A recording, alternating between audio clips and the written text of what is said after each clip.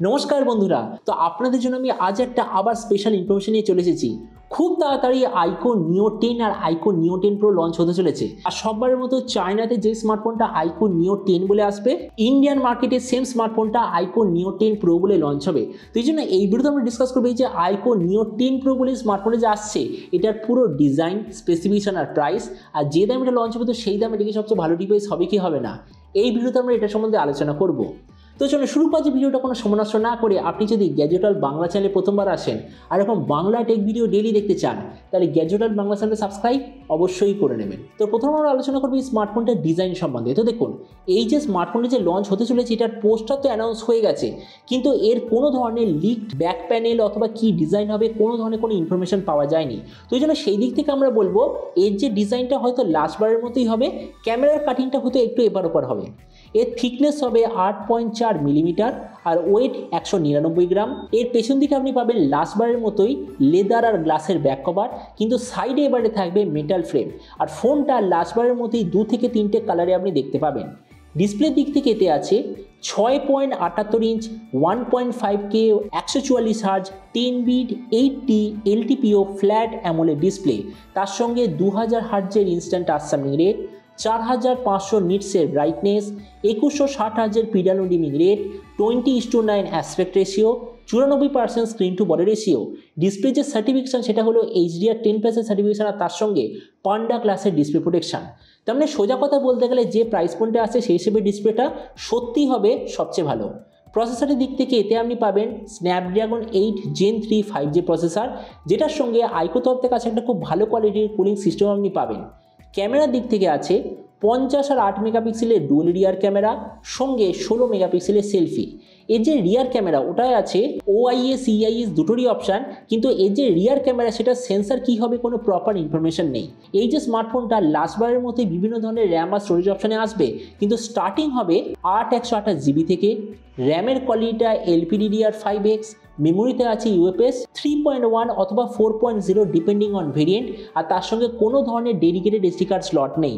ব্যাটারিতে আছে 6500 mAh battery, তার সঙ্গে 100 ওয়াটের চার্জার, আর কানেক্টিভিটি হলো USB Type-C।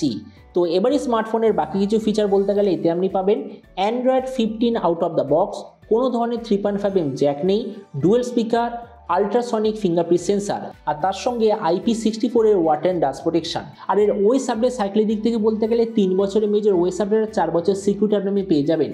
তো এবার সবচেয়ে মেন জিনিস, ফোনটা কি দামে লঞ্চ হবে, কবে লঞ্চ হবে। দেখুন, এই স্মার্টফোনটা নভেম্বর থেকে ডিসেম্বরের মধ্যে চায়নাতে লঞ্চ হয়ে যাবে, তার মানে ইন্ডিয়ান মার্কেটে আসার কথা জানুয়ারি থেকে ফেব্রুয়ারির মধ্যে।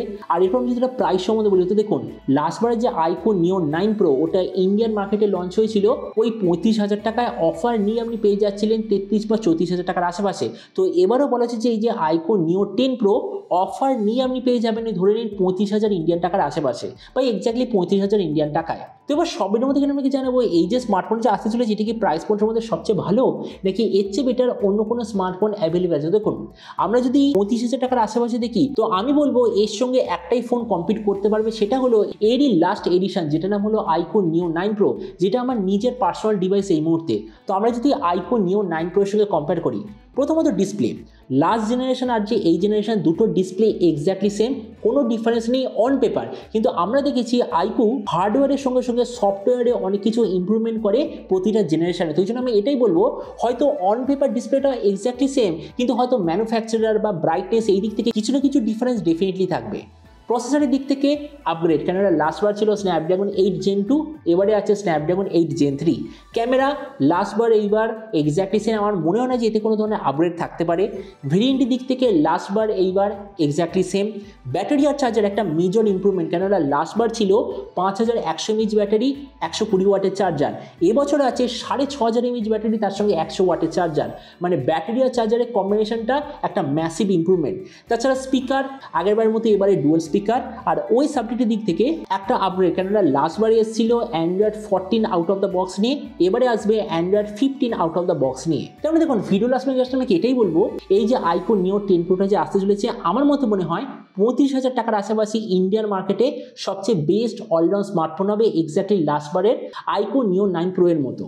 তো এবার আপনি যখন সমস্যা নেবেন এই যে IQOO নিও 10 প্রো এক্স্যাক্টলি যে এই স্পেসিফিকেশন নিয়ে আসতে চলেছে, তো আপনি কি এই দামে এটা নিতে চান নাকি অন্য কোনো স্মার্টফোন আপনি চুজ করতে চান? এটা সম্বন্ধে কিছু কথা বলতে আমাকে একদমই ভুলবেন না। তো চলুন দেখা হবে আগামীকাল একটা টেক ভিডিওতে। Till then stay tuned, always remember, think positive, be positive. Thank you.